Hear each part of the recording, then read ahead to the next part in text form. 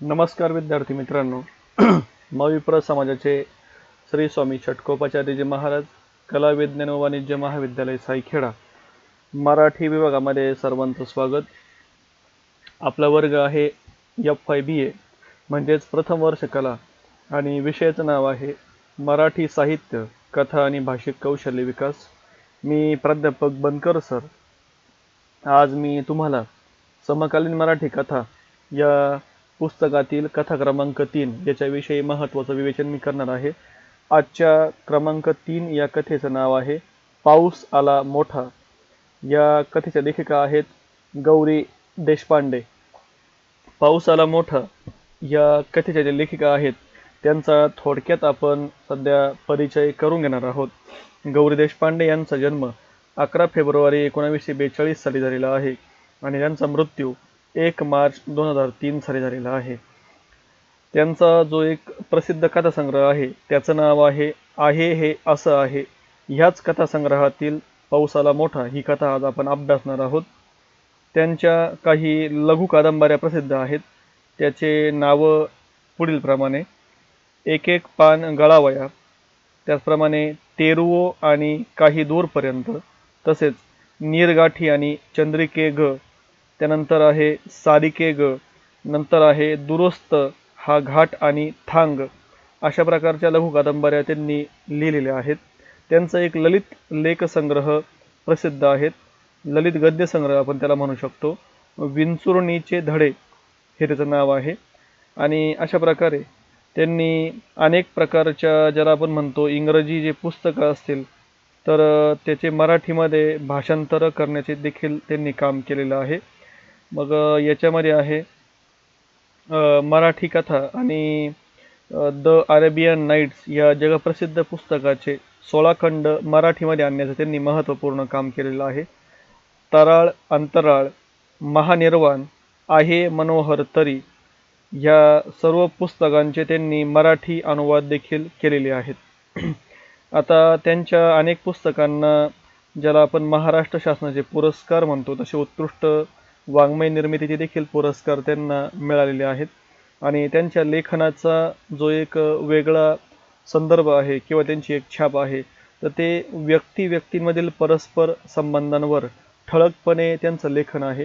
हा महत्त्वाचा भाग त्याच्यामध्ये आहे.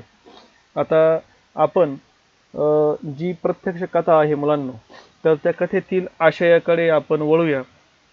या पाऊस आला मोठा या कथेमध्ये महत्त्वाचे एक 3च पात्र आहे आणि त्याच्यामध्ये सावित्री, आप्पा आणि अमला म्हणजेच आम्ही असे 3 पात्र मुख्यत्वाने येतात. याच्यामध्ये आप्पा म्हणजे कोण तर सावित्री नावाची जी मुलगी आहे तिचे वडील यांचं नाव आप्पा.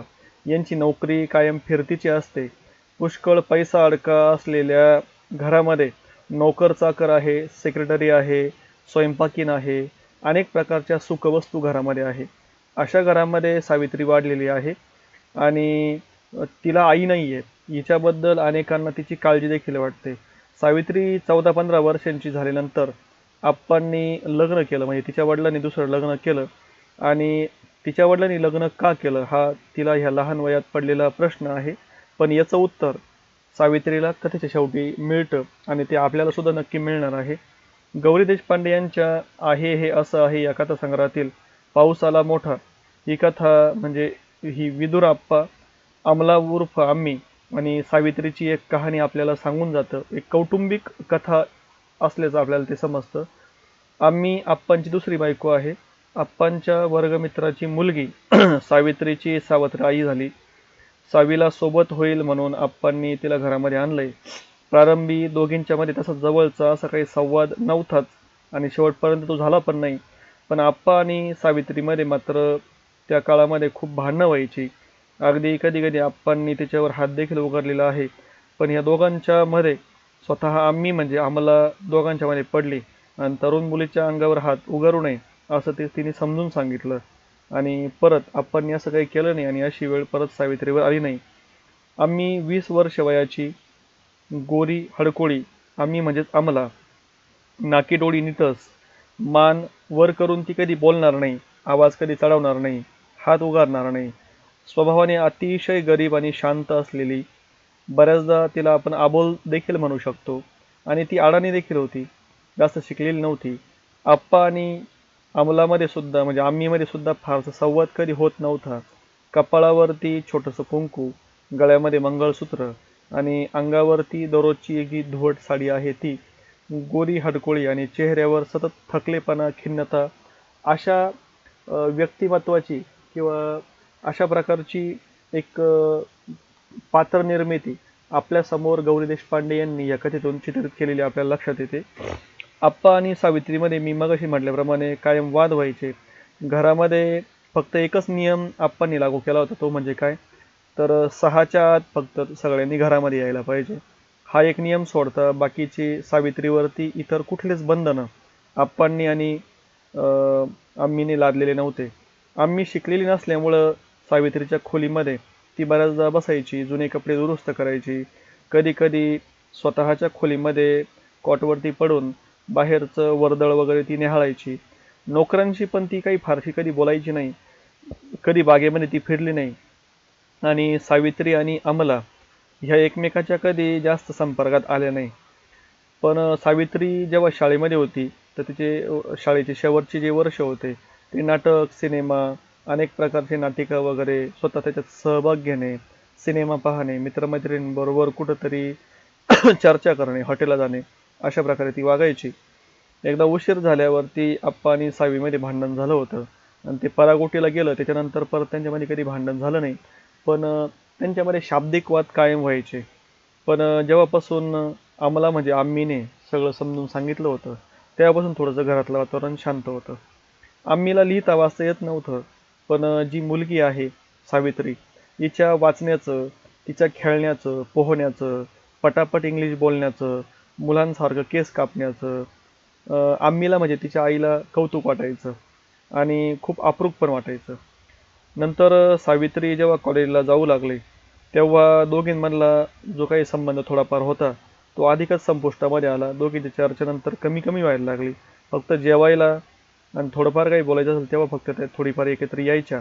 बाकीचं मग सावित्रीचं कॉलेजमध्ये असताना नवीन मैत्रिणी, विषय, सभा, संमेलनं, नंतर मग अनेक प्रकारच्या सोसायटीमध्ये जाणं येणं, सहली, खेळ, अशा प्रकारे तिचा वेळ जायचा आणि आम्हीचा घरच्या घरच्या कामामध्ये वेळ जायचा. आता ह्या सगळ्या गोष्टींच्या अनुषंगाने तुम्हाला एक लक्षात आलं असेल की 3 पात्र घरामध्ये आहे. म्हणजे एक म्हणजे आप्पा, त्यांची नोकरी आहे, ते कायम फिरतीवरती असतात. नंतर आम्मी जी आहे ती शांत स्वभावाची आहे आणि सावित्री जी मुलगी आहे तिचा स्वभाव, संदर्भ किंवा तिचं वागणं तुमच्या लक्षात आलं असेल. आता सावीने म्हणजे सावित्रीने कॉलेजमध्ये असताना मानसशास्त्र विषय घेतलेला होता आणि मनाचा अभ्यास करताना आप्पा आणि आम्मी यांचा रिलेशनशिपचा ती नेहमी विचार करायची मनातल्या मनात. कॉलेज तिचं पूर्ण झालं आणि मग पुढच्या शिक्षणासाठी सावित्रीने वडिलांना सांगितलं, म्हणजे आप्पांना सांगितलं की मला मुंबईला जायचं आहे नोकरी करण्यासाठी किंवा पुढच्या शिक्षणासाठी. आप्पांनी सांगितलं की तू जाऊ नको, नोकरी किंवा शिक्षण इथंच आपण पूर्ण करू. पण मग शेवटी तिने ऐकलं नाही आणि तिने सांगितलं की मला जायचंच आहे. शेवटी आप्पांचा नाईलाज झाला आणि सावित्री मुंबईला निघून गेली. त्यानंतर 2 वर्ष सावित्रीचा आणि घराचा तसा काही जास्त संपर्क आला नाही आणि काही कालावधीनंतर 2 वर्षानंतर आप्पांचं निधन झालं, म्हणजेच सावित्रीच्या वडिलांचं निधन झालं. आणि मग आम्ही म्हणजेच अमला सावित्रीकडे मुंबईला गेली आणि तेव्हा आप्पांना जाऊन 15 दिवस झालेले होते असं सावित्रीला कळलं. सावित्रीने थोडी हळहळ व्यक्त केली आणि आता माझे वडील वारले असं इतरांना कसं सांगायचं, असा पण प्रश्न तिला पडला. आम्ही तिला आप्पांनी सर्व इस्टेट तुझ्या नावावर केल्याचं तिने सांगितलं. म्हणजे आम्हीने सावित्रीला काय सांगितलं की आप्पांनी सर्व इस्टेट सावित्रीच्या म्हणजे मुलीच्या नावावर केलेली, तसं मृत्यूपत्र पण तयार केल्याचं तिने सांगितलं आणि काही शेअरची रक्कम फक्त माझ्या नावावर म्हणजे आम्मीच्या नावावर आहे, मी सगळी ती तुलाच परत करणार आहे. नंतर हळूहळू आम्ही मुंबईला सावित्रीच्या घरी रुळली. थोड्याफार त्या एकमेकांशी परत चर्चा बोलायला चालायला लागल्या. नंतर मग ती एकमेकांची काळजी पण ती घ्यायला लागली, पण फार संवाद होत नव्हता. आणि नंतर शेवटी जेव्हा शेवटी जेव्हा म्हणजे शेवटी जेव्हा म्हणजे कधी तर एकदम कथेच्या शेवटी आप्पांचा तर मृत्यू झालेला आहे पण नंतर आम्हीचा म्हणजे अमलाचा पण मृत्यू होतो आणि त्यावेळेस नक्की दोघांच्या मृत्यूमुळे सावित्रीवरती काय परिणाम होतो याच्याबद्दलची पुढे हकीकत सांगण्याचा एक त्यांनी प्रयत्न केलेला आहे. समजून घ्या. पुढे जेव्हा आपण कथा बघू तेव्हा ते तुमच्या लक्षात येईल. या कथेमध्ये दोन मृत्यू म्हणजे आप्पा आणि आम्मी या दोघांच्या मृत्यूंची तुलना दर्शवलेली आहे. कथेतील नायिका म्हणजेच कोण तर सावित्री सख्खा बाप मरतो तरीही तिला फारसे दुःख होत नाही, परंतु हेच तिला तिच्या सावत्र आईच्या जाण्याने तिला खूप दुःख होतं आणि हे आपल्याला थोडंसं आश्चर्यामध्ये पाडणारी गोष्ट असते. त्यावेळेस तिचं दुःखाने रडणं थांबत नाही. अशा प्रकारची ही एक वेगळी कथा आहे. ही कथा म्हणजे आप्पा, आम्मी आणि सावित्री या तिघांभोवती फिरते. यांचे कौटुंबिक नाते, संबंध या सगळ्या गोष्टी याच्यामध्ये उलगडल्या जातात आणि नात्यांच्या वर्तनांचं रहस्य याच्यामध्ये लेखिकेने शोधण्याचं काम केलेलं आहे. आम्मी आणि सावित्रीचे नाते पण या कथेमध्ये आपल्याला शेवटपर्यंत उलगडताना दिसतं. आप्पा आणि सावित्रीतील दुरावा आम्मी कमी करण्याचा प्रयत्न शेवटपर्यंत करत राहते. आम्मी ही सावित्रीपेक्षा काही वर्षांनी मोठी, पण तरीही आप्पांनी तिला लग्न करून घरात आणण्यात आप्पांनी एक सामाजिक भान ठेवलेलं आहे. याचं कारण नंतर कथेमध्ये दिलेलं आहे का आप्पांचे जे मित्र असतात त्यांची मुलगी कोण तर अमला असते आणि अमलेला एक दुर्धर आजार असतो आणि तिचे वडील पण लवकर वारतात. तर अशा मुलीला आपण आपल्या घरात कसं आणायचं? कारण की सामाजिक भान जर ठेवायचं म्हटलं तर स्त्रीला जगताना कुठलं तरी एक नातं जोडावं लागतं. नाहीतर आपला जो समाज असतो ना तर तो स्त्रीला असं जगू देत नाही. म्हणून समजा जर आता आप्पांनी अमलाला घरामध्ये आणलं तर तिचं नक्की नातं काय? तर अशा प्रकारे मग लग्न हे त्यांनी त्याला नातं दिलं, नाव दिलं आणि म्हणूनच काय झालं तर ते लग्न त्यांना करावं लागलं. म्हणजे त्यांनी काय बघितलं आप्पांनी का माझे जे मित्र आहेत त्यांच्या मुलीची पण सोय होईल आणि माझ्या मुलीला सुद्धा एक चांगली सोबत होईल. अशा अनुषंगाने त्याने ते लग्न केल्याचं नंतर सावित्रीला कळतं, पण तोपर्यंत वेळ निघून गेलेली असते. आम्मीला ल्युकोमिया असा एक त्या काळचा आजार असतो आणि मग आम्हीला आधार आणि सावित्रीला मैत्रीण या भावनेने आप्पांनी आम्हीशी लग्न केलेलं असतं. हे आपल्याला शेवटच्या क्षणी आम्ही सावीला सांगते. सावीला म्हणजे सावित्रीला. सावित्रीला स्वतःलाच अपराधी असल्याची जाणीव होते. आम्मीला ल्युकेमिया असल्याचे आपल्याला माहीत नव्हतं आणि मला कुणी का सांगितलं नाही याच्यावर जेव्हा ती विचार करते तेव्हा तिला कळतं की आपलं तसं लहानपणी वागणं तसं होतं, त्याच्यामुळे आपल्याला कोणी तसं सांगितलं नाही आणि तिला शेवटी पश्चाताप होतो. आणि नंतर या सगळ्या गोष्टी तिला कळतात, पण तोपर्यंत त्या आजारामुळं शेवटी तिच्या आम्मीचं म्हणजे आईचं पण निधन होतं आणि अशा प्रकारे शेवटी तिचं निधन झाल्यानंतर सावित्रीला एवढं भरून येतं, स्वतःच्या चुका कळतात, आप्पांच्या वागण्याचा सगळा अर्थ कळतो आणि नंतर ती खूप विचार करते आणि शेवटी तिचा विचार, रडणं आणि दुःख हे थांबत नाही. म्हणून तिच्या मनामध्ये किंवा सगळ्या गोष्टींमध्ये एक भावनांचा पाऊस पडतो किंवा वाचकांच्या मनांमध्ये सुद्धा अनेक प्रकारच्या भावनांचा पाऊस सुरू राहतो. म्हणूनच कदाचित पाऊस आला मोठा हे नाव कथेला त्यांनी देण्याचं काम केलेलं आहे असं आपल्याला वाटतं किंवा आपण तिथं सांगू शकतो. ठीक आहे. एकंदर विद्यार्थी मित्रांनो, मी तुम्हाला कथेचा आशय सांगण्याचा प्रयत्न केलेला आहे. कथेतील पात्रांविषयी तर मी तुम्हाला सांगितलं की 3 पात्र आहे. म्हणजे एक पात्र म्हणजे सावित्री, जी मोठ्या घरामध्ये ऐशोआराममध्ये पैशांमध्ये वाढलेली, थोडीशी बिंदास आणि प्रत्येक गोष्टीमध्ये कोणालाच काही न जमवता, वडिलांना जमायचं नाही, आईला नाही, कुठलाच नाही, कोणालाच नाही, अशा प्रकारे ती वागत असते. असं सावित्री एक बिंदास मुलीचं चित्रण त्यांनी केलेलं आहे. शिकलेली आहे पण तिला नातेसंबंध, बाकीच्या गोष्टी, आदर ह्या गोष्टी कळत नाही. एक एक जी आहे ती म्हणजे अमला, ती आजारी पण आहे, ती अडाणी पण आहे, पण तिला नाते, संबंध, भावना सगळ्या कळतात. असं एक पात्र आहे. आणि आणखी एक महत्त्वाचं पात्र आहे ते म्हणजे आप्पा. म्हणजे ते सामाजिक भान पण ठेवतात. ते बाहेर नोकरी पण करतात, पैसा पण भरपूर कमावतात. मुलीला सर्व सुविधा पण ते देतात, स्वतंत्र पण देतात. अशा प्रकारचं आप्पा नावाचं एक पात्र आहे. म्हणजे हे 3 मुख्य पात्र आहेत. आता आपण कथेच्या भाषेकडे नक्की वळूया. गौरी देशपांडे यांनी या कथेमध्ये इंग्रजी शब्दाचा जास्त भरणा केलेला आहे. तुम्ही जर कथा वाचली तर बरेच इंग्रजी शब्द तुम्हाला या कथेमध्ये आढळतील. मानसशास्त्रीय सिद्धांतांचा उल्लेख आणि स्त्रीचे बिनधास्त जगणे, समाजाची पर्वा न करता जगणे, आपण ठराविक या गोष्टी त्यात असणारच. अशा प्रकारची एकंदर भाषा विचारसरणी या कथेमध्ये किंवा कथेच्या भाषेतून आपल्याला जाणवते. आणि एक तो वेगळा विशेष त्याच्यामध्ये आपल्याला जाणवतो. या कथेमध्ये अनेक प्रकारच्या भावभावना भाषेतून मांडण्याचा त्यांनी प्रयत्न केलेला आहे. गौरी देशपांडेंची कथेतील भाषा ही काही प्रमाणामध्ये सडेतोड वाटते आणि वाद निर्माण करणारी अशा प्रकारची आहे. पण त्यांनी काय केलेलं आहे का त्या भाषेतून अनेक प्रकारचे विचार आणि कल्पना स्पष्ट करण्याचं काम केलेलं आहे. त्याच्यामधले अनेक संवाद जे आहे ते अनेक प्रसंगांना जन्म घालणारे दिसून येतात. म्हणजे अनेक प्रसंग आणि अनेक संवाद या भाषेतून आपल्याला कळतात. कथेमध्ये होणारे वादविवाद हे प्रसंगांची निर्मिती करणारे आहे. त्यामुळे कथेला एक प्रकारची गती आपल्याला आलेला दिसते.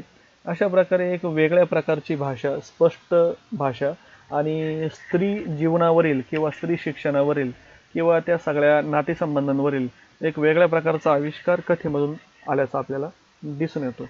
एकंदर समारोप जर आपल्याला ह्या कथेचा बघायचा असेल किंवा एक सारांश रूपाने बघायचा असेल तर 2-3 महत्त्वाच्या गोष्टी याच्यामध्ये आपल्याला जाणवतात. त्या लक्षपूर्वक तुम्ही ऐकल्यानंतर तुम्हाला पण कळेल.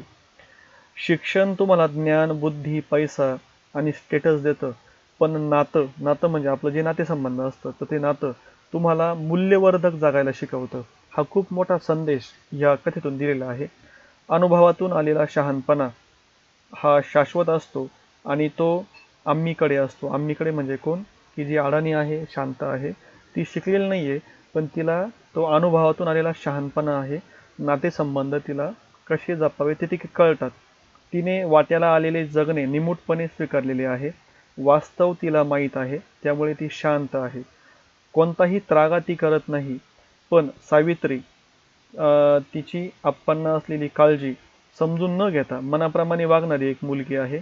आप्पा जाऊन 15 दिवस होऊनही आपल्याला कळवले जात नाही. त्यामुळे सावित्री आप्पांच्या जाण्याने थोडी हळवी होते.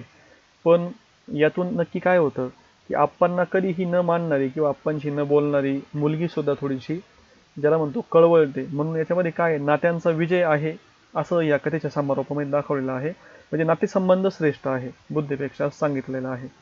माणसांनी बांधलेले आडाखे कधी कधी चुकू शकतात, हे आपण समजून घ्यायला हवे. हे देखील ही कथा आपल्याला सांगून जाते. हेच शहाणपण आम्ही सावीला देऊन जाते. म्हणजे शेवटी जेव्हा दोघं पण जातात, म्हणजे आप्पा पण वारतात आणि आम्ही पण वारते, पण हे जे शहाणपण आहे तर हे शहाणपण या कथेतून सावित्रीला दिलं गेलंय. दोघांच्या जाण्याने हतबल, अस्वस्थ आणि आगतिक झालेली सावित्री एकटी पडते. हा कथेचा शेवट आहे. पण हा शेवट पुन्हा आपल्या सर्व वाचकांना विचार करायला लावते आणि सावित्री बरोबरच आपल्या वाचकांच्या मनामध्ये देखील विचाराचा आणि चिंतनाचा मोठा पाऊस आणल्याशिवाय राहत नाही. अशा प्रकारे पाऊसाला मोठा ही एक वेगळ्या प्रकारची कथा आहे आणि खूप चांगल्या प्रकारची कथा आहे. खूप चांगला संदेश या कथेतून आपल्याला मिळालेला आहे. आपण देखील ही कथा व्यवस्थित वाचा, समजून घ्या. आपण इथं थांबूया. सर्वांना धन्यवाद.